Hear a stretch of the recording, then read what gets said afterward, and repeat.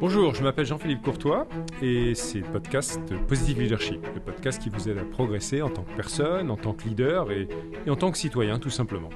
Dans le podcast, j'ai le plaisir de discuter avec des entrepreneurs, des CEO, des auteurs de psychologie positive, des coachs sportifs. Et on parle beaucoup avec notamment les entrepreneurs, ce qu'est le rôle d'une entreprise, ce que est le rôle d'une entreprise et notamment son rôle en matière d'impact. Et donc, j'étais forcément toujours intéressé à rencontrer des personnes qui sont inspirantes, qui sont des rôles modèles. Et j'étais très impressionné par le parcours de mon invité d'aujourd'hui, que je vais introduire tout de suite, qui est Lucy Bache. Après des études d'ingénieur à l'école centrale et de logistique à l'université de Cranfield au Royaume-Uni, Lucy a cofondé Too Good To Go, donc trop bon pour être jeté littéralement, une application révolutionnaire qui a permis de ne pas gaspiller l'équivalent de 300 millions de repas, qui travaille avec plus de 200 000 entreprises et qui compte des millions d'abonnés, et un chiffre réellement incroyable en termes de récupération alimentaire et surtout en termes d'utilisation d'une application qui a changé le comportement de plein de personnes sur la planète. En 2019, Lucy Bache a fait partie de la liste européenne Forbes 30, Under 30, et en 2020, elle a intégré le top des 40 femmes Forbes.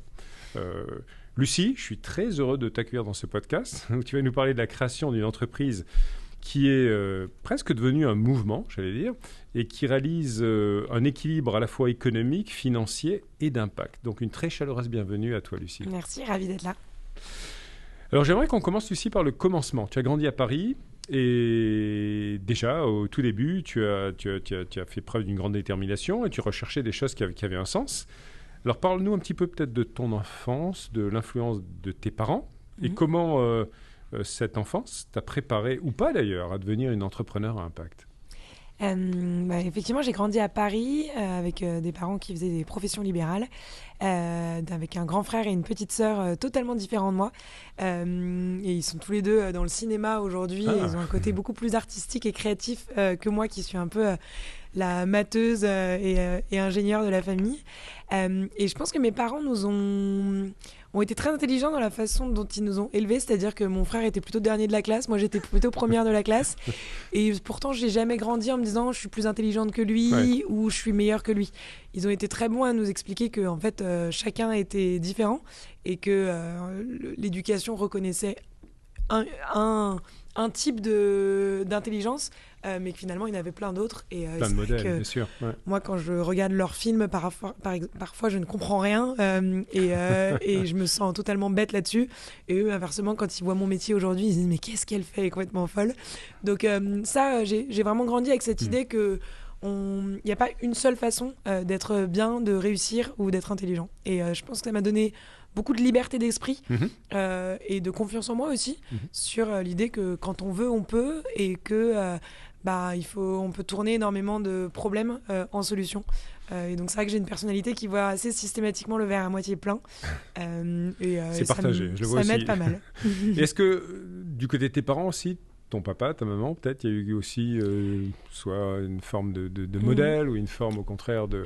En fait, j'ai réalisé ça assez récemment, mais effectivement, des deux côtés, il y a beaucoup d'entrepreneurs dans la famille. D'accord. Mais en fait, on ne les a jamais vraiment présentés comme des entrepreneurs, puisqu'il n'y avait pas le côté start-upper, mais plus, en fait, mes grands-parents paternels sont arrivés de Roumanie et de Pologne après la guerre, juifs tous les deux, donc assez traumatisés aussi de leur aventure de vie, et ils ont créé leur usine de tricot dont les ateliers étaient à Belleville et ils avaient une quinzaine de salariés. Des vrais entrepreneurs. Exactement. Mais en fait, on ne les a jamais présentés comme des entrepreneurs. De la même manière, mon père était radiologue et donc il avait son cabinet de radiologie, et donc de la même manière, il avait son entreprise et ses salariés. Bien sûr. Et du côté de ma mère, mon grand-père était bûcheron, puis donc à son compte, puis promoteur, assureur. Et donc, il a monté son entreprise aussi avec ma grand-mère qui l'a aidé toute sa vie, en plus que d'élever 5 enfants. Et donc, finalement, et ma mère est avocate, profession libérale, et donc elle a toujours exercé à son compte. Et donc, finalement, sans m'en rendre compte, effectivement, j'ai personne de ma famille très proche qui est en CDI dans une entreprise, finalement. Et donc, peut-être que ça m'a donné, en tout cas, une liberté de l'envie d'entreprendre. En tout cas, plein de rôles, plein d'industries ou de métiers très différents aussi, visiblement, qui ont pu t'inspirer. Alors, un peu plus tard dans ton parcours, je crois que tu as été témoin aussi d'un moment donné, à l'université, gaspillage alimentaire, qui malheureusement se passait ou se passe encore d'ailleurs dans trop d'endroits. Et tu as commencé à faire quelque chose pour que ça change. Alors c'était quoi? Ça s'est passé comment et qu'est-ce que tu as fait? En fait, c'est vrai que j'ai toujours été personnellement très sensible au gaspillage alimentaire, mais plutôt parce que j'ai un esprit très rationnel. Il y a de la nourriture, c'est bon, et il y a plein de gens qui ont besoin de se nourrir. Donc pourquoi la jeter alors qu'elle est encore bonne à être mangée, justement? Et donc c'était un peu le gag avec mes amis, même petites, qui me ramenaient leur yaourt périmé, leur banane où il y avait trop de noir sur la peau. Alors qu'en plus, à chaque fois, tu l'ouvres et elle est parfaite à l'intérieur. Et même s'il est un peu noir, c'est juste plus sucré et c'est tout aussi bon, voire meilleur. Donc j'étais un peu connue comme ça. Et c'est vrai qu'à l'université, quand je me suis rendu compte qu'il y avait pas mal de conférences organisées au sein de l'université et que je voyais que tous les buffets à la fin de la conférence partaient à la poubelle, alors que nous on était tous étudiants, qu'on avait des tout petits budgets pour manger et qu'on était ravis d'avoir la nourriture de conférence qui est plutôt de bonne qualité en général.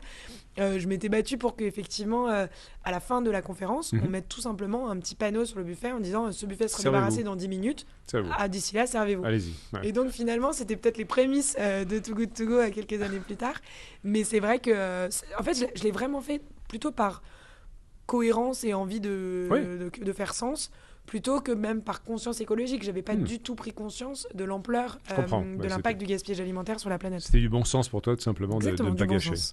Alors ensuite, tu es parti au Royaume-Uni, tu as terminé ton master, et puis tu es rentré dans une grande maison de l'alimentaire, Nestlé. Tout à fait. Et je crois que tu n'es pas resté très longtemps, 18 mois, même si tu vas nous en parler, c'était, je pense, un très bon passage, une très bonne formation, j'imagine. Tout à fait. Et en fait, tu as démarré peu de temps après ça ton projet entrepreneuriat. Alors explique-nous un petit peu ces 18 mois, peut-être la prise de conscience que tu as eue en disant tu es dans une voie royale peut-être chez Nestlé pour faire une superbe carrière, mais non, je m'en vais. C'est vrai que moi l'alimentation c'est toujours mon sujet. Je trouve que c'est un sujet passionnant et qui rallie tout le monde. Et c'est vrai que du coup rentrer chez Nestlé en plus en graduate programme, qui est un programme où on fait un tour d'entreprise qui forme les futurs leaders de l'entreprise, j'ai trouvé que c'était une opportunité incroyable, notamment en me disant si j'arrive à faire évoluer un groupe comme Nestlé, ne serait-ce que d'1% plus impactant, plus positif sociétalement, l'impact est absolument énorme. Donc j'étais pleine de courage et d'espoir en intégrant le groupe au Royaume-Uni. Et donc j'ai eu un tour d'entreprise effectivement totalement passionnant où je suis passée d'usines de bouteilles d'eau en plastique à des usines de café, à les industries du pet food, de la confiserie. Donc c'était vraiment, moi j'ai appris énormément de choses et j'étais tous les jours sur la chaîne de production.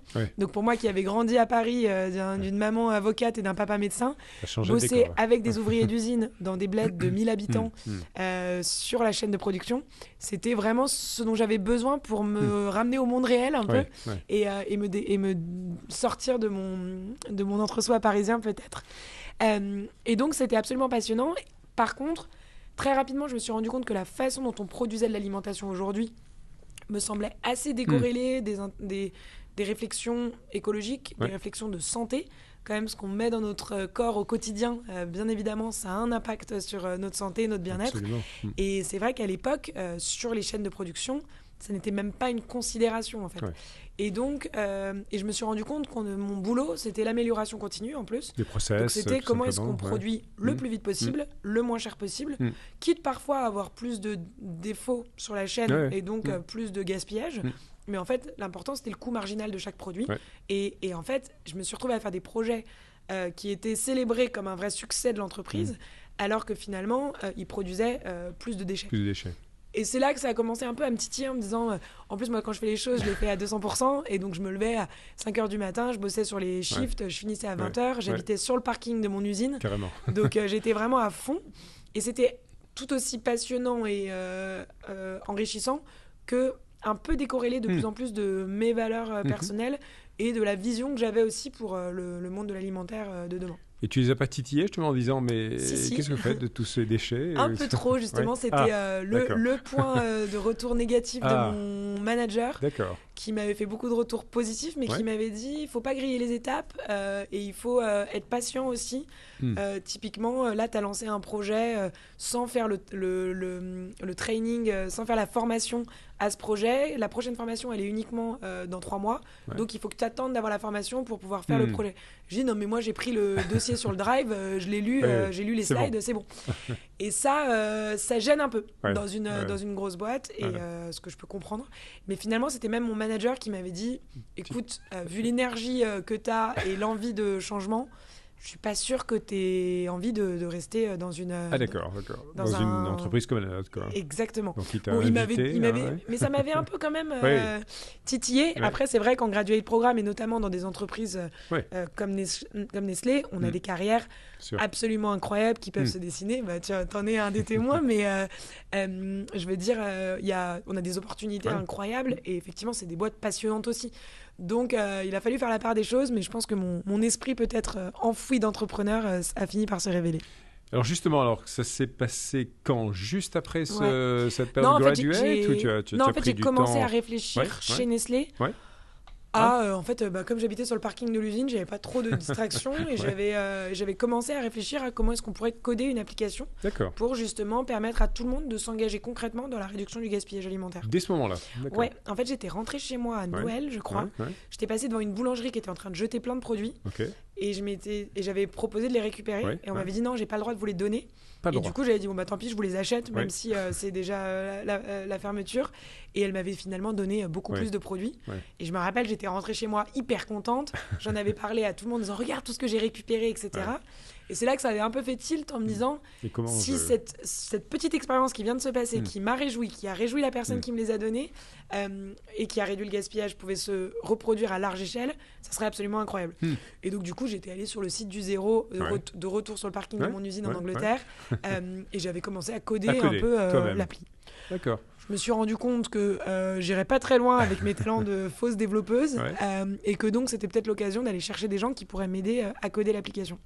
Et donc, et après, quelques mois plus tard, j'ai entendu le discours de Steve Jobs, justement, qui parlait aux étudiants de Stanford en leur disant soyez sûrs de toujours suivre votre passion dans la vie. Et une fois que vous l'avez trouvée, mettez tous vos efforts et vos énergies à vous y atteler.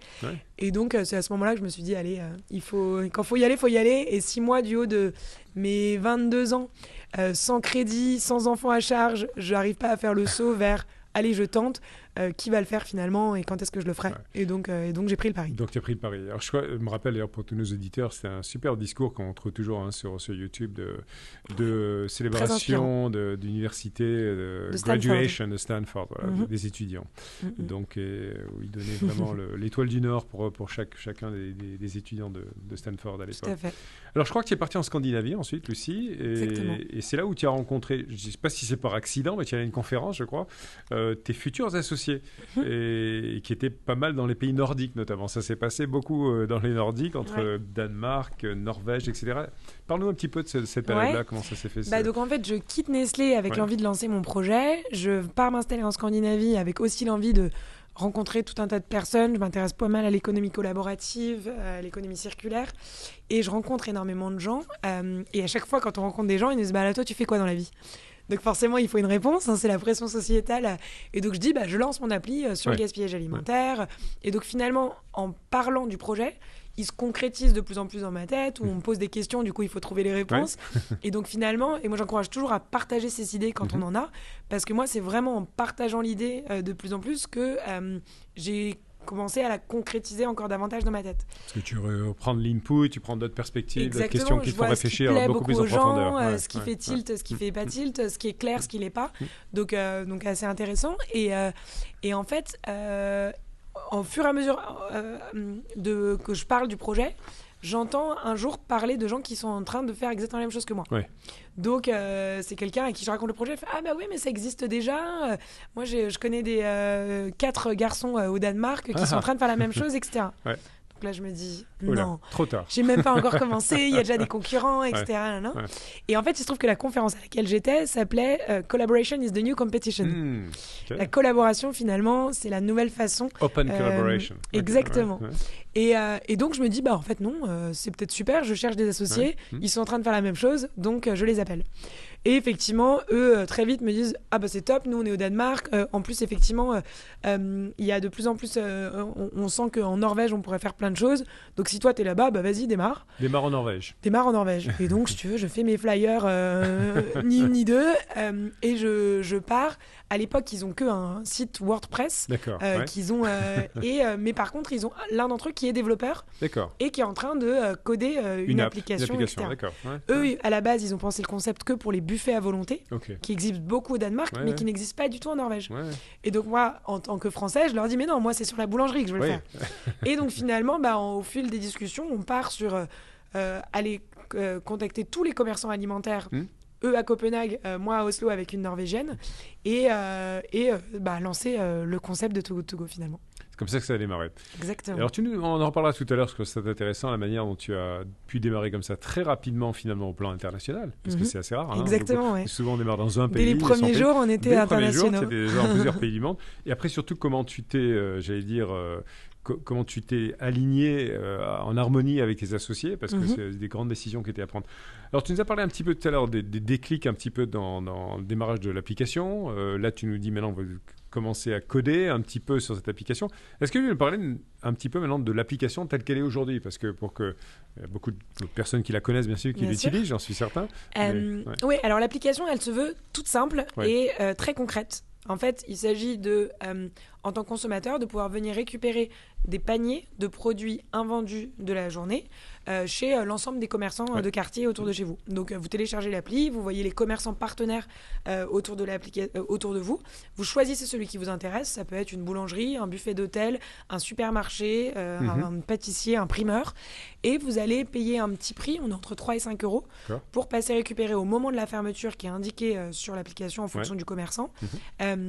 3 fois plus de produits que ce que vous avez payé pour. Donc, si vous payez 4 euros sur l'application, à la fin de la journée, vous allez retrouver un panier d'au moins 12 euros, au moins 12 euros de produits qui aura été constitué au moment même où vous arrivez par les invendus de la journée. Donc, c'est des produits qui auraient été vendus à prix plein 10 minutes avant, mais qui, parce que c'est des produits frais qui ne peuvent pas être remis en vente le lendemain, partiraient à la poubelle 10 minutes après. Et donc vous arrivez en tant que héros anti-gaspi pour intercepter ces produits et les récupérer pour les sauver de la poubelle. Et comment fonctionne le modèle économique alors ? Alors le modèle économique, il est gagnant-gagnant-gagnant. Donc le consommateur, vous payez un tiers du prix. Le commerçant, vous allez récupérer une somme sur des produits que vous alliez jeter à la poubelle et payer des traitements de déchets par ailleurs. Et donc en fait, sur les 4 euros, Too Good To Go prend une commission d'environ 1 euro, ça dépend des pays. Et donc sur les 4 euros payés sur l'application, nous, en fin de période, on va renvoyer 3 euros aux commerçants. D'accord. Et donc, encore une fois, c'est cette idée avec quelque chose qui partait à la poubelle, on crée de la valeur économique et donc on la répartit entre les différentes parties que sont le consommateur, le commerçant et l'application. Non, j'adore cet équilibre un petit peu, cette balance économique entre les trois grands protagonistes finalement. Au niveau d'ailleurs de tous ces acteurs partenaires que vous avez, points de vente, commerçants, etc., qu'est-ce que ça représente à peu près en termes de marge supplémentaire peut-être dans leur activité? Est-ce que c'est important aussi Complètement. Déjà, c'est vraiment de la marge nette supplémentaire puisque c'est des produits qu'ils auraient jetés et ça, en fait, nous, on leur fait un virement tous les mois ou tous les trimestres en fonction de l'argent supplémentaire qu'ils ont généré. Et donc, au début, on leur disait de le rajouter en chiffre d'affaires exceptionnel. Et alors après, ça dépend vraiment, comme on a tout type d'industrie, entre les supermarchés et les boulangeries, c'est vraiment différent pour chaque business. Et l'idée, c'est que ce soit une petite partie, parce qu'on leur dit toujours, si votre modèle économique repose sur Too Good To Go, vous êtes mal barré. Donc c'est pas l'idée. Et nous, d'ailleurs, ce qu'on leur met en avant, c'est que numéro 1, ça leur permet de plus jeter. Numéro 2, ça leur génère un nouveau flux de clients qui vont les découvrir via l'application et goûter leurs produits et revenir potentiellement entre midi et 2 à des heures plus classiques, choisir les produits qu'ils souhaitent avoir. Et numéro 3, c'est une vraie image de marque engagée dans la réduction du gaspillage alimentaire qu'ils peuvent mettre en avant. Et moi, je dis toujours aux commerciaux de Too Good To Go, c'est sur ces 3 arguments que vous devez convaincre. Et pour qu'on arrive à la question, bon, ok, ça a l'air top votre truc, mais ça va me coûter combien? Ouais. Ah ben non, ça va rien vous coûter, ça va vous rapporter de l'argent. Et là, c'est bon, on commence Et tout là, de suite et c'est la magie. D'où le fait que vous avez pu recruter des dizaines de milliers quoi, de commerçants. Vous êtes à combien maintenant On est à plus de 200 000, ouais, 200 sur les 000. 17 pays de Togo. Et en nombre de clients au total, abonnés là, on a dépassé les 75 millions, 75 millions. de consommateurs. Ouais, Ouais, c'est donc 15 millions en France. C'est incroyable. 15 millions en France, 75 millions dans le monde. Mm-hmm. Alors justement, j'aimerais qu'on parle de ces phases assez phénoménales que Too Good To Go a connues, que tu as connues, que tu as réussi à développer, d'accélération d'hypercroissance. Et il y a un livre que j'ai bien aimé, parce que c'est quelqu'un que j'aime bien, Reid Hoffman, le livre Blitzscaling, tu sais, où il parle finalement du succès des entreprises en hypercroissance. Il met en avant 3 modèles de Blitzscaling dans son analyse. Il dit soit c'est une innovation stratégique, soit c'est une innovation de business model, ou soit c'est une innovation managériale aussi, ce qui peut arriver. Intéressant. Voilà. Alors selon toi, quelle est la recette magique de son succès? Parce que vous avez créé évidemment moi ce que j'appellerais un social business model très innovant. Merci. Et donc, est-ce que c'est une stratégie d'innovation technologique avec l'app, ou bien pourquoi pas un nouveau modèle quelque part de management des parties prenantes, comme on dit aussi, que vous avez, en considérant les intérêts, comme tu l'expliquais très bien, de toutes les parties prenantes? C'est quoi? Je pense que c'est toujours un peu un mix. Il n'y a pas de recette magique, je dirais, mais déjà, pour moi, ce qui était très important, c'était un produit super simple. C'est-à-dire que l'appli, tu la pitches en 2 minutes, c'est très simple. Le bouche à oreille a fait énormément parce qu'en fait, tout le monde le comprend. Et du petit enfant à la grand-mère, en passant par la famille, les business, les gens actifs, etc., tout le monde le comprend. Tout le monde peut utiliser. Donc je pense que s'accrocher à un produit super simple, c'est assez la clé de l'hypercroissance. Deuxième sujet, s'attacher dur comme fer à ses valeurs, à sa vision, à sa mission, à pourquoi. En fait, on dit tout le temps, c'est quoi le why? Et pour moi, à chaque étape de Too Good To Go, il a fallu être sûr qu'on ne perde pas nos valeurs et que la façon dont on faisait les choses soit vraiment alignée avec la raison pour laquelle on avait voulu le faire. Et puis, je dirais que le troisième, c'est bien évidemment, et je sais qu'on se rejoint là-dessus, on fait rien sans les humains derrière. Et donc, être en permanence dans la recherche d'équipes qui fonctionnent bien ensemble, de gens qui sont motivés par le projet, scindés autour de valeurs communes et qui ont une vraie expertise et à qui on laisse la possibilité d'utiliser cette expertise. Une marge de manœuvre. Complètement. Et en fait, je pense que le travail d'un entrepreneur dans une entreprise en hypercroissance, c'est en permanence se retirer des sujets, déléguer au maximum et accepter, connaître ses limites à soi pour laisser rentrer d'autres gens qui savent mieux faire que nous et les laisser faire leur boulot en fait. Je pense que c'est un très beau résumé et j'aime beaucoup ton triptyque de simplicité et notamment du produit, parce que quand l'expérience produit est quand même critique, tout simplement, essentiel. Les valeurs, le pourquoi on est là. Et puis les femmes, les hommes qui permettent tous les jours d'être alignés avec la mission de l'entreprise et de la véhiculer dans leur quotidien, quoi. Ça, c'est tellement essentiel. Alors, on parlait tout à l'heure un petit peu ensemble de tes associés. Et je sais qu'à un moment donné, effectivement, je crois que c'était en 2017, avec 8 associés, c'est ça en tout, il y avait les structures Too Good To Go en Norvège, au Danemark, en France, au Royaume-Uni. Et là, vous avez fait preuve, moi, ce que je trouve un pragmatisme assez incroyable, en mettant d'accord tous pour favoriser la création d'un groupe Too Good To Go unique. Parce que il y avait vraiment des filiales différentes. Mais du coup, en renonçant aussi à une part plus élevée du capital pour toi. Alors, comment tu as abordé cette décision et est-ce que tu la regrettes aujourd'hui finalement ou pas? Non, bien sûr. De toute façon, je ne regrette rien. C'est bien. Non, mais effectivement, en fait, on était tellement peu sûrs. Moi, je n'imaginais même pas pouvoir me rémunérer un jour avec l'aventure Too Good To Go. Donc de là à créer un CDI puis 1200, ça me paraissait totalement inconcevable à l'époque. Et donc, en fait, quand on a lancé Too Good To Go, comme on était tous de nationalités différentes, on s'est dit chacun crée sa boîte et puis on verra plus tard. Et donc moi, effectivement, j'ai même pas eu de part dans l'aventure norvégienne. J'ai créé Too Good To Go France dont j'étais l'associée unique. Ma collègue, mon associée, future associée norvégienne, a créé Too Good To Go Norvège, dont elle était 100%. Et puis les 4 Danois ont créé leur structure danoise aussi. Et pareil en Angleterre. Et donc finalement, ne s'est posé la question que d'association et de capital que quand on a vu que ça commençait à vraiment marcher, Ouais. qu'on a eu des investisseurs qui ont été intéressés aussi de rentrer dans une structure, mais qui ne se voulaient pas que nationale, mais Sûr, vraiment pour chacun des pays, internationale. ouais. Et donc, effectivement, c'est un an plus tard qu'on a conçu Too Good To Go International, dans laquelle on a apporté tous l'intégralité de nos entreprises. D'accord. Et donc, on est passé d'associé unique d'une entreprise où on possédait 100% de la boîte à finalement se partager un plus gros gâteau, certes, mais un gâteau. Et donc, la question, c'est bien sûr comment est-ce qu'on se le partage. Et donc, forcément, là, il y a un moment, en fait, où ça revient à ce que je disais tout à l'heure, c'est pourquoi est-ce que tu veux faire ce que tu es en train de faire et qu'est-ce qui t'importe. Et finalement, moi, la question de m'enrichir avec cette aventure, c'était vraiment... J'avais jamais eu cette motivation, en fait, quelque part. Et puis, en plus, à l'époque, on n'y croyait pas forcément complètement, dans cette idée que si ça se trouve, dans un an plus tard, on n'existait plus. Ouais. Comme on sait que à peu près 9 startups sur 10 s'arrêtent dans la première année, on n'était pas très préoccupés par le long terme. Et donc finalement, il a fallu s'entendre. Il y en avait pour qui l'aspect capitalistique était plus important que d'autres. Moi, j'ai aussi fait partie de celles qui ont un peu lâché du lest. Mais c'est vrai que pendant cette période de réflexion, c'est une période où c'est très compliqué parce que de toute façon, c'est soit on se tape dans la main, soit on part chacun de notre côté. Et donc finalement, chaque jour, pendant toute cette période, chaque jour, tu te réveilles en te disant est-ce que je suis en train d'aider mon futur concurrent ou est-ce que je suis en train de maximiser ma boîte, etc. Et donc, moi, j'ai quand même tenu à ce que cette période avance vite. Et donc, c'est là où, en fait, tu te poses les bonnes questions et tu lâches assez facilement, en fait. À partir du moment où, moi, mon intérêt, c'était de faire que Too Good To Go grandisse le plus vite possible et de vivre pleinement mon aventure entrepreneuriale, finalement, le capital, c'était secondaire. Et voilà. Et c'était, bien évidemment, je pense, un très bon choix. Parce qu'aujourd'hui, il vaut mieux avoir une toute petite part d'un très très gros gâteau qu'une grosse part d'un petit gâteau.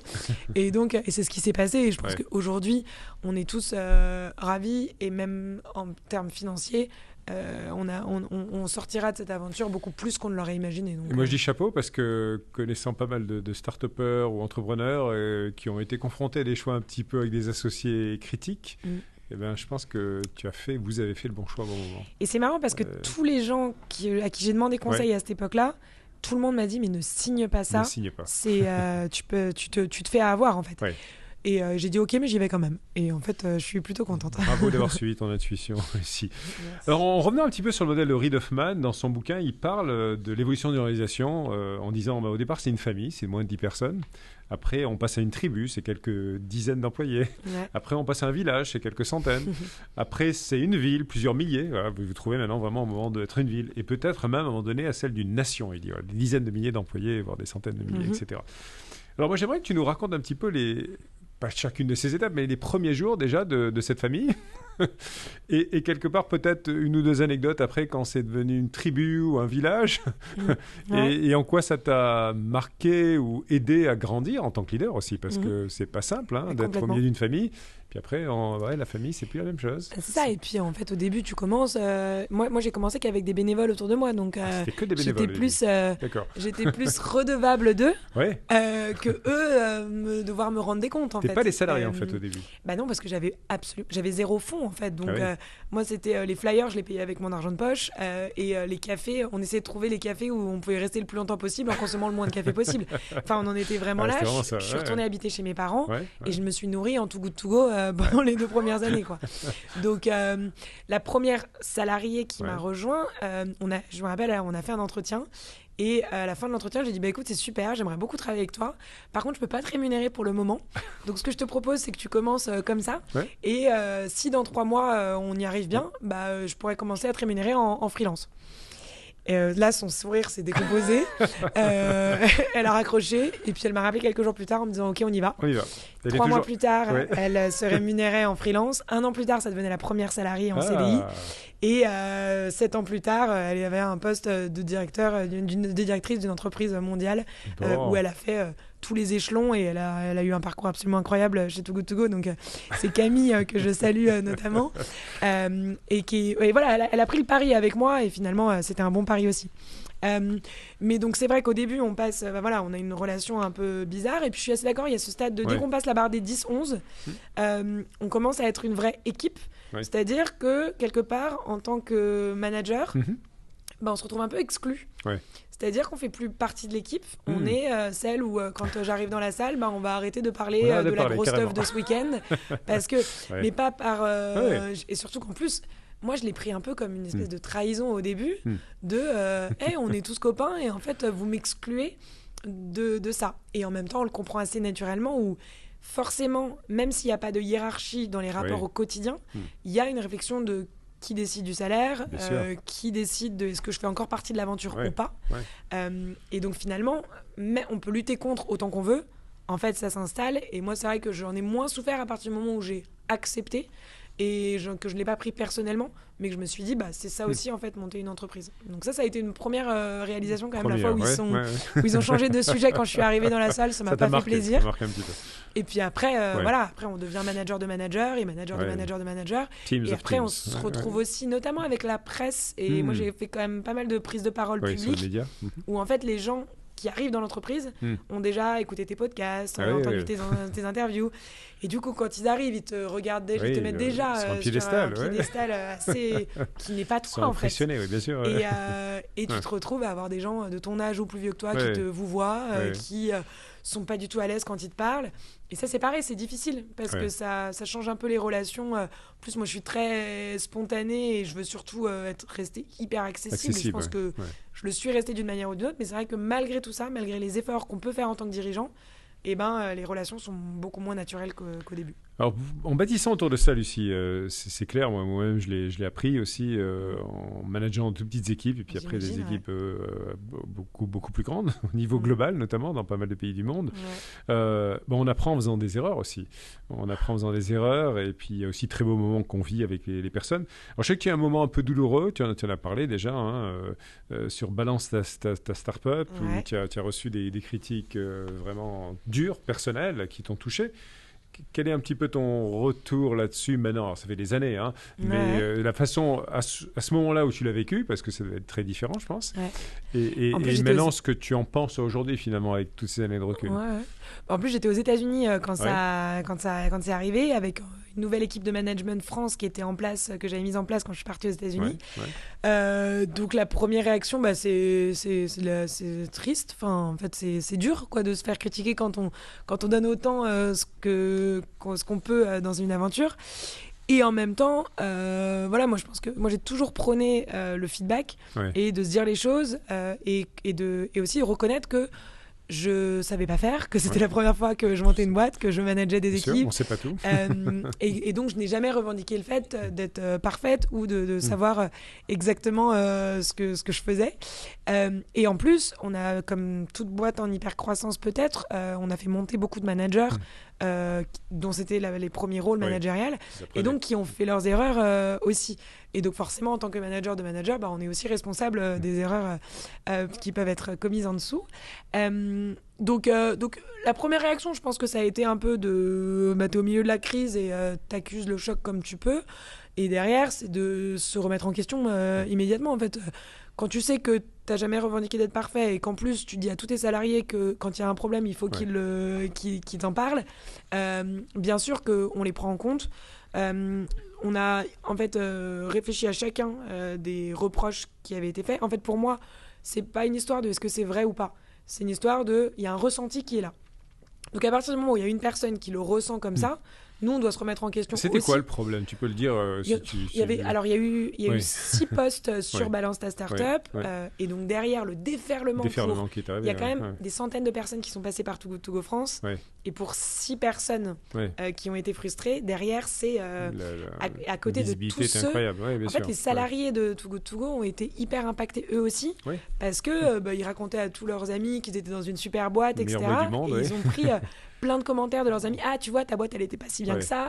Et en fait, quand les gens aiment bien trouver que le problème, en fait. Donc, c'est vrai que même pour les salariés, nous, en tant que leaders, ça a avant tout été de rassurer les équipes, de les réconforter, parce que tout le monde était hyper touché en interne. Et toi étant à distance, en plus. Et moi, je suis rentrée directement. Et même pour soutenir l'équipe de management de France, parce que c'était pas facile. Donc, il y a eu plusieurs choses. Et des petites histoires où on savait très bien d'où ça venait. Typiquement, un jour, moi j'arrivais tout le temps à 8h du matin au bureau et je suis arrivée et il y avait plein de gros sacs Ikea d'affaires. Et donc j'ai dit, en rigolant comme ça, il y avait 3 salariés dans le bureau. Non mais c'est quoi ce délire? Il y a un SDF qui a emménagé au bureau ou quoi? Et en fait, c'était une de nos stagiaires qui venait se faire virer de chez ses parents et qui m'a dit non, je me suis fait virer de chez mes parents, etc. À ce moment-là, mais immédiatement, j'ai tout de suite pris la mesure de la bêtise de ma réflexion. On est partis toutes les deux. J'ai fait, je suis vraiment désolée, comment ça se passe, comment est-ce qu'on peut t'aider. Derrière, elle a été suivie par les RH aussi, etc. Et donc, on a vraiment, je me suis excusée en disant, je suis désolée, c'est vraiment une mauvaise réflexion. Je n'avais même pas pensé que ça puisse se passer. Et 3 ans plus tard, c'est ressorti. Un jour, alors que je venais de faire virer, la fondatrice rentre dans le bureau. Donc, et encore une fois, j'ai été totalement maladroite. C'est bête de dire ça. Tous, exactement. Mais l'erreur est humaine et je pense pas que ça vaille. Et derrière, on me dépeint comme si. Les gens qui me connaissent pas en plus se disent ah mais elle est hyper méprisante, etc. Alors que, je pense que ceux qui me connaissent ne diraient pas ça. Et de la même manière, tu vois, quand je suis partie lancer les États-Unis. On était en plein Covid et donc la frontière était fermée entre Schengen et les États-Unis et donc il fallait sortir de l'espace Schengen. J'imagine que tu en as fait les frais aussi. Il fallait sortir de l'espace Schengen, mais en tant que Français, il y avait peu de pays qui t'acceptaient aussi. Et donc la technique, c'était de passer par les DOM-TOM qui n'étaient pas Schengen mais qui étaient la France, donc où j'avais le droit d'aller en tant que Française. Et donc on s'est retrouvés 2 semaines de quatorzaine à Saint-Barthélemy. Ah oui. Ce qui, je peux t'assurer, je n'avais absolument pas envie d'être à Saint-Barthélemy quand la boîte en Europe s'écroulait, qu'on avait perdu 70% de notre chiffre d'affaires en 2 semaines et que j'étais à 2 doigts de lancer les États-Unis avec des salariés qui étaient déjà recrutés et qui m'attendaient pour démarrer leur journée de travail.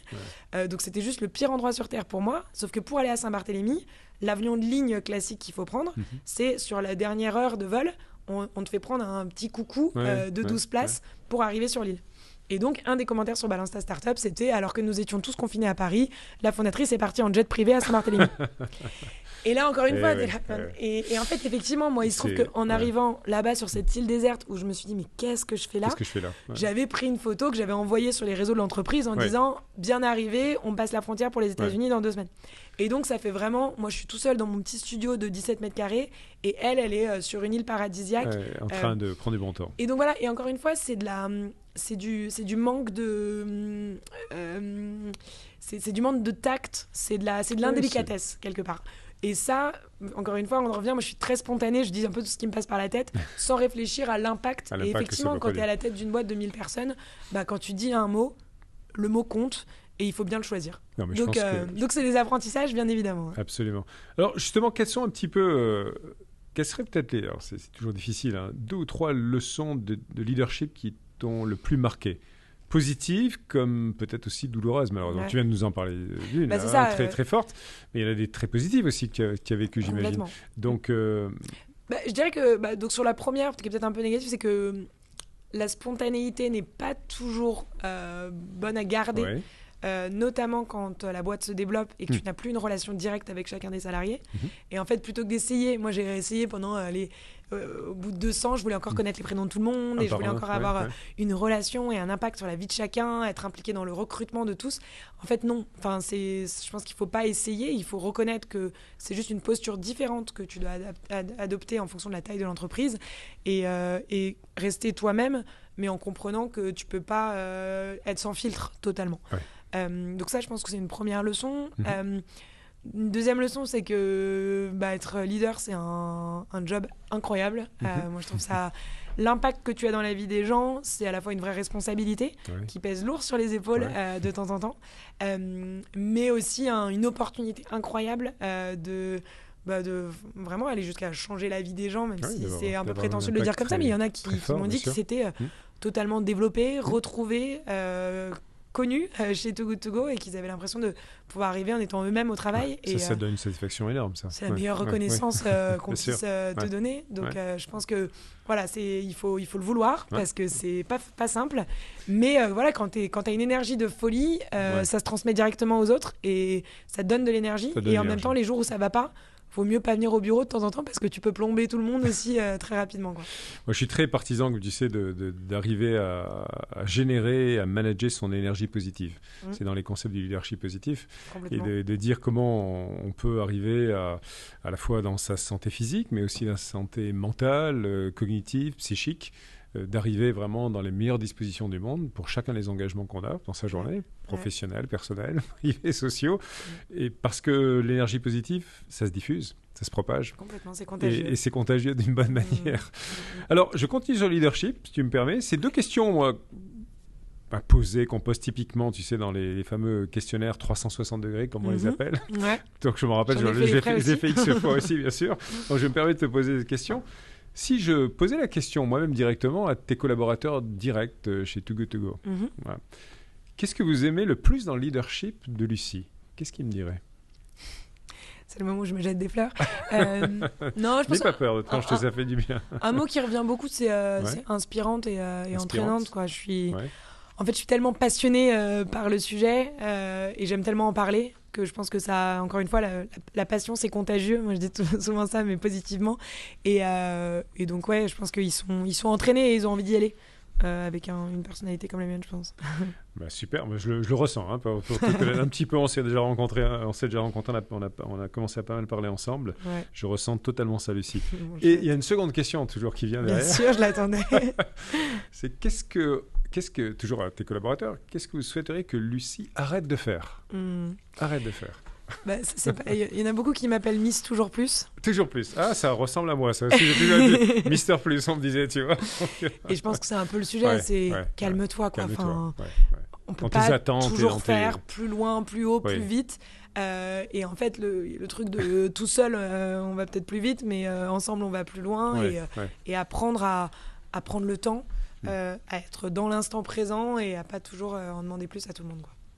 Très bien. Mais écoute, je reconnais bien dans ce feedback tout au long de ma carrière. Alors, est-ce que l'impact social, c'est vraiment au cœur même de ton entreprise et d'autres initiatives que tu as aussi. Qui est devenu d'ailleurs Too Good To Go, est devenu une Bicorp aussi. Alors, est-ce que tu peux nous expliquer comment, malgré, j'allais dire, avec au contraire le succès rencontré, toi et tes associés, vous êtes restés finalement très centrés sur vos valeurs, j'ai l'impression, depuis la création. Et de me dire aussi, de manière candide, si vous avez reçu néanmoins des pressions de la part de vos investisseurs, parce qu'à un moment donné, c'est pas des bénévoles uniquement. Il y a des investissements capitalistiques chez Too Good To Go, donc assez significatif. Et pour arriver finalement à cet équilibre entre la rentabilité, bien sûr, et l'impact. Hein, c'est le fameux yin and yang dont on parle dans l'entreprise à impact. Complètement. Notamment avec un contexte qui a quand même beaucoup évolué ces dernières années, post-Covid, avec la crise de la tech, avec la rentabilité est devenue une question encore plus pressante qu'elle n'était avant. Et puis aussi, en construisant Too Good To Go, en ayant envie de construire une entreprise, il s'agissait vraiment aussi de montrer qu'on peut faire les deux, en fait. Et c'était pas l'idée de dépenser des millions et des millions pour l'impact. C'était de se dire comment est-ce que c'est possible de créer une entreprise qui génère un bénéfice économique autant qu'elle génère un bénéfice social et écologique. Donc, je pense que très très tôt, on a posé sur le papier notre vision, notre mission et nos valeurs. Et ça, moi, je recommande à tout le monde de le faire. D'avoir cette clarté face à des investisseurs. Et en fait, c'est pas parce qu'elle est claire dans ta tête en tant qu'entrepreneur qu'elle est claire pour absolument tout le monde. Et d'ailleurs, quand on fait l'exercice de poser sa mission et sa vision, c'est pas si simple. Non, et très compliqué. On dit, ce qui se conçoit bien s'énonce clairement. Donc, autant faire l'exercice. Ça nous met face à nos questionnements aussi.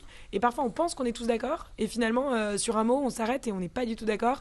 Et donc, c'est un très bon exercice, je pense, de le faire et de le faire le plus tôt possible. Et puis les valeurs, elles peuvent évoluer ou s'exprimer différemment au fur et à mesure de la taille de l'entreprise. Et nous, par exemple, et donc ça aussi, il ne faut pas hésiter à les revoir, les repenser.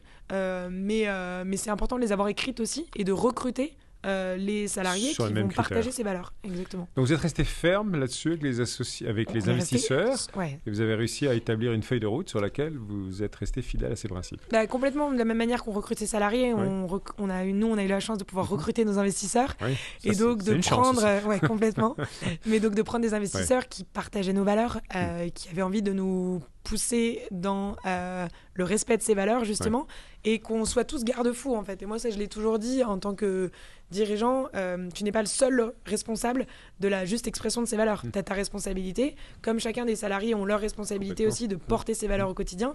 Et de la même manière, dans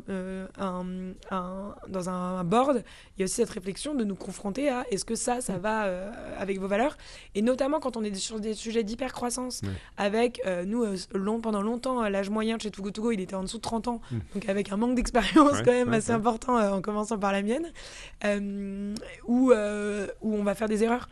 Et donc l'idée, c'est toujours que chacun puisse être garant de la juste expression de ses valeurs, et je pense que c'est un combat de chaque jour qui n'est jamais terminé, mais donc voilà. Et non, je dirais que les investisseurs, c'est plus nous en fait, on essaie toujours de trouver le juste équilibre entre performance, que vous challengez sur les c'est ça, et facettes, en fait on a aussi envie de quand on lance un pays et que, alors que la plupart sont rentables au bout de 18 à 24 mois, 3 ans plus tard on n'est toujours pas rentable, on se pose des questions, on se challenge, un peu impatiente, et il faut trouver toujours le juste milieu entre impact et rentabilité économique.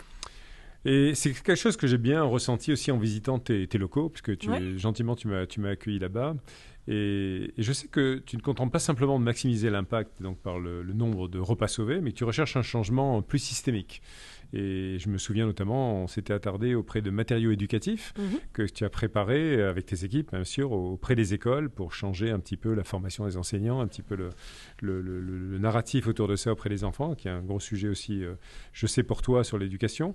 C'est aussi tout le travail que tu fais au cœur de l'industrie alimentaire, sur l'étiquetage, qui est un grand sujet en tant que tel, sur le manque de clarté finalement par rapport justement aux fameuses dates de péremption et autres de l'industrie alimentaire. Et puis sur d'autres sujets aussi au cœur du secteur agricole, et je crois que tu as un rôle de coprésident du fonds de soutien aux producteurs notamment, et voilà, plein de choses. Donc aujourd'hui finalement, Lucie, en 2023, comment vois-tu ton rôle entre celui de Chief Expansion Officer, je crois que c'est le titre officiel, de CEO, de Chief Expansion Officer, j'adore le titre d'ailleurs, parce que c'est vraiment la croissance à la fois économique et de l'impact de Too Good To Go, au cœur du fonctionnement de son entreprise, son développement, plus de 1200 personnes aussi dans l'entreprise, et puis aussi le désir très fort que j'ai ressenti en toi, on en a encore parlé juste avant ce podcast, d'avoir un impact finalement beaucoup plus systémique au niveau des politiques publiques, sur des plaidoyers aussi de grande ampleur.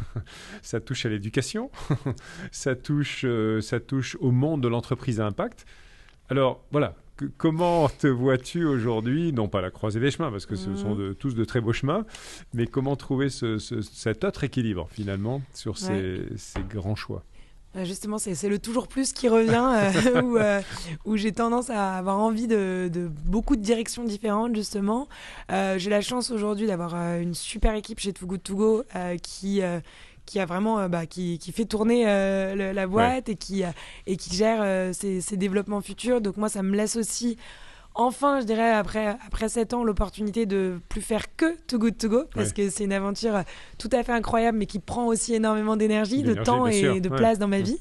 Et donc, c'est vrai que au retour des États-Unis, j'ai aussi eu envie de m'attaquer à d'autres sujets. On en parlait, mais le monde agricole, je pense que c'est un monde en souffrance, essentiel à nos vies à tous.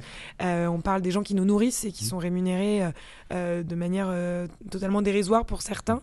Donc je pense que c'est important d'aller trouver des solutions aussi dans ce monde, même si c'est un monde complexe, qui est un monde très régional aussi. On ne peut pas avoir des solutions qui passent à l'échelle aussi facilement qu'un Too Good To Go, peut-être. Donc, c'est d'autres challenges, d'autres complexités. Moi, je suis passionnée par apprendre. Donc là, je suis partie effectivement 2 semaines à la rencontre des agriculteurs et pouvoir apprendre de leur métier, me rendre compte de la complexité du métier d'agriculteur, entre pouvoir produire de l'alimentation pour le bétail, entre gérer le vivant. Et en fait, le vivant, c'est 7 jours sur 7, 24 heures sur 24. Donc, accepter que c'est des rythmes totalement différents, que nous qui parlons de semaines de 4 jours ou de diminuer le nombre d'heures de travail, pas celui que cela, on n'est pas sur les mêmes sujets. Donc, il y a plein de choses à réinventer dans ce sens. Et puis, tu le disais, effectivement, moi, l'impact sociétal de manière générale, voir l'entreprise comme un vrai véhicule à impact, je pense que c'est quelque chose qui me donne à moi beaucoup d'espoir sur le fait qu'on va pouvoir changer les choses assez rapidement. C'est si on arrive à faire que toutes nos entreprises se donnent comme mission principale d'aider d'améliorer les sujets dont elles s'emparent. Et donc, voilà, essayer de réussir à m'organiser pour faire que continuer à aider Too Good To Go du mieux que je peux, mais en reconnaissant que je ne suis plus un parent unique. Il y a 1200 parents qui s'occupent du bébé. Et puis en même temps, effectivement, pouvoir apporter ce que j'ai appris à d'autres entreprises comme C'est qui le patron, par exemple. Et puis, effectivement, pouvoir utiliser le réseau que Too Good To Go m'a permis de construire et les ressources de manière générale, les mettre à bon escient pour maximiser encore davantage l'impact. Sur ces très beaux sujets. Alors justement, j'avais dans mon podcast il y a quelques mois, Lucie, quelqu'un qui s'appelle Bill George, qui a écrit un bel ouvrage qui s'appelle Finding Your True North. On peut trouver son étoile du Nord finalement. Et où il parle de la nécessité, et je le rejoins à 100%, je pense que toi aussi, d'harmoniser ses choix, ses objectifs de vie personnelle, professionnelle, parce qu'on n'a qu'une seule vie à la fin, tout en restant fidèle à ses convictions et à ses valeurs fondamentales. Et donc finalement, dans ce qu'on vient de discuter, rejaillit forcément et se pose la question de dire, mais finalement, tu as très bien exprimé la mission de Too Good To Go, mais quelle est la mission de Lucie Bache? C'est une bonne question. Et j'avais lu aussi un bouquin à un moment qui disait... le jour de votre enterrement, s'il y a tous vos proches autour de vous, qu'est-ce que vous voulez qu'ils disent de vous? Et c'est vrai que c'est une question importante à se poser, je pense. Et on dit souvent que les entrepreneurs sont très bons à définir la stratégie de leur entreprise et moins bons à définir leur propre stratégie. Donc je m'y attelle, mais c'est pas facile. C'est un travail en cours. Moi, cette question de qu'est-ce que je veux que mes proches disent de moi, j'avais répondu qu'elle a changé les choses. Et je pense que ce thème de l'impact, de l'avant-après, d'améliorer, il revient quand même, il est très très présent dans mon esprit. Et donc, c'est peut-être, je pense à la fois d'être toujours au bon endroit et se sentir aligné avec soi, à la fois en termes de valeurs, mais aussi en termes de compétences et de qualité. Je pense que c'est important. J'ai toujours cherché au sein de Too Good To Go à me dire où est-ce que je peux aider au mieux et qu'est-ce qui est ma juste place finalement. Et puis on est quand même en plein cœur d'une crise écologique juste sans précédent, et donc forcément c'est un sujet qui me fait me réveiller tous les matins. Tu n'as pas encore trouvé les mots nécessairement pour définir ça, mais c'est pas grave, on en reparlera ensemble. C'est pas un souci.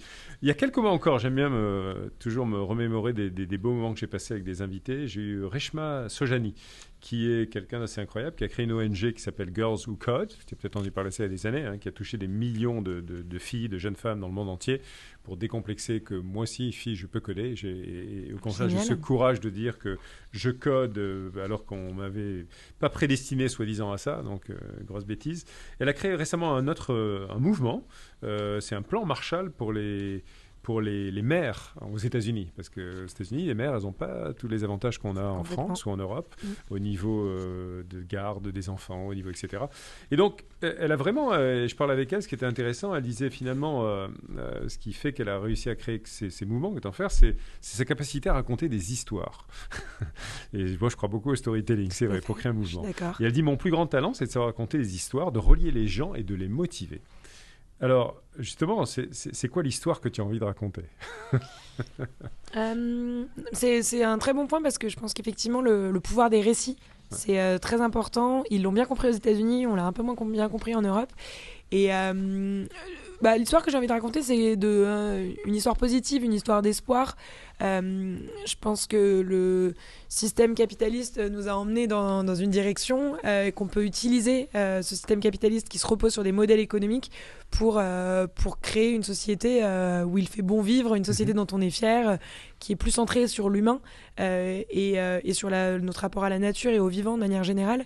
Et donc une histoire où on construit des véhicules à impact qui se reposent sur des modèles économiques efficients, qui nous permettent de changer les choses pour le meilleur le plus vite possible. Super, j'adore l'histoire, j'y souscris aussi, donc on pourra peut-être ensemble raconter la même histoire dans les mois, les années qui viennent. Alors, on vient presque à la fin, déjà Lucie, malheureusement. À l'occasion de nos rencontres, deux maintenant, je t'ai frappé de manière par ton énergie positive. Voilà, pas simplement le sourire, mais voilà, les vibrations positives qu'on ressent, la passion, la mission qui est chez toi à fleur de peau, mais aussi par ta soif d'apprendre, de découvrir. Je pose plein de questions sur plein de sujets, j'adore ça aussi. Et tu sais que dans mon podcast, on se penche pas mal justement sur les meilleures pratiques d'énergie positive, et notamment, j'en parlais tout à l'heure, sur la capacité de prendre soin de soi. D'abord en apprenant à se connaître, c'est tellement difficile, apprendre conscience de ses émotions, arriver à avoir une pleine conscience de ça, et pour arriver à canaliser, transformer son énergie et justement donner le meilleur de soi-même finalement auprès des autres pour l'impact que l'on veut avoir. Alors c'est quoi tes pratiques si tu en as au quotidien? Tu m'avais parlé, je sais que tu aimes bien faire du vélo régulièrement, mais au-delà de ça, pour toi et la manière dont toi et auprès de tes équipes finalement tu essaies de propager à la fois, pas simplement tes pratiques, mais la manière d'apporter la meilleure version de Lucie quand tu les rencontres. Ça a pas mal évolué ces derniers temps et j'avoue que j'ai un peu découvert un nouveau sujet qui est son rapport à soi-même en fait. Ouais. Quand on monte sa boîte, et moi en tout cas avec Too Good To Go, je me suis complètement laissée envahir quelque part par l'entreprise. J'ai orienté toute ma vie sur de quoi Too Good To Go a besoin. Ouais. Et comme je suis assez positive, je me réjouissais de cette expérience tout à fait incroyable. Et donc, j'ai un peu oublié de quoi Lucie a besoin. De toi, ouais. Et finalement, j'ai toujours cette phrase de ma grand-mère quand j'étais petite. Elle disait, quand je me regarde dans le miroir, je vois ma meilleure amie. Et je comprenais pas trop ce qu'elle disait. Et finalement, je me suis rendu compte que la personne avec qui on va passer l'intégralité de sa vie, quoi qu'il arrive, c'est soi-même. Ouais. Et c'est vrai que du coup, je passe désormais plus de temps à entretenir ma relation avec moi-même. Avant, j'avais pas une soirée toute seule. J'étais tout le temps entourée de plein de personnes parce que j'adore les gens. Quitte à me délaisser un peu moi-même. Et donc, j'ai décidé de réentretenir cette relation donc, avec... Tu prends du temps avec toi maintenant. Oui, tout à fait. Et puis, je me demande plus qu'est-ce que j'ai envie de faire. Je me fais davantage de compliments aussi. Voilà, il y a une vraie relation d'amitié qui est en train de se nouer avec moi-même. Et je pense que c'est hyper important. Et c'est une nouvelle dimension, j'avoue, que j'explore tout à fait. Superbe. C'est très bien de le dire parce qu'il y a plein d'entrepreneurs, entrepreneuses au sens large qui... souvent s'oublie trop dans la poursuite et la passion que l'on a. Extraverti, en fait, on est tellement intéressé par les autres qu'on s'en oublie soi-même.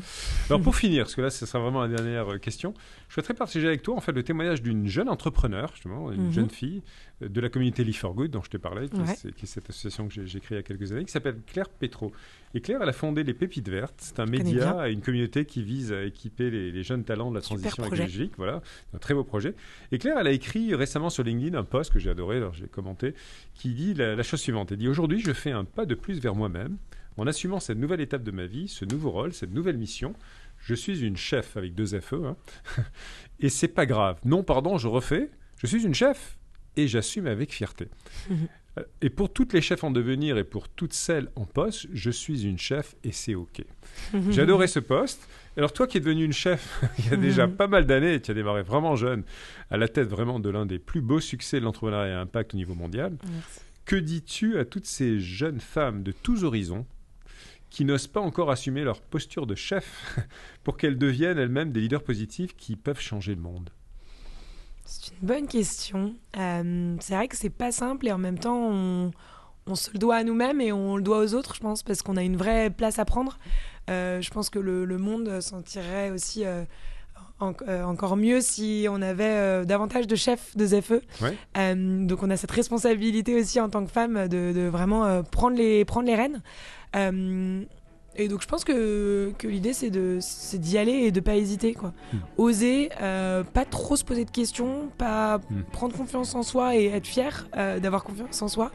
Je pense que c'est une nécessité aujourd'hui et que finalement il faut y aller parce que ça fait pas trop mal. Non, ça fait pas. Tu as un très bel exemple. Dis-le, tu faut le dire très fort. Eh bien, écoute, c'est une superbe conclusion. Mille merci de tout ton temps et de tout ce que tu as pu nous donner pendant cet épisode, Lucie, et tout ce que tu vas continuer à donner aux agriculteurs, au monde de l'éducation, au monde de l'impact en général, et au plaisir de te rejoindre peut-être sur un certain nombre de ces routes. Avec grand plaisir. Merci Lucie. Beaucoup.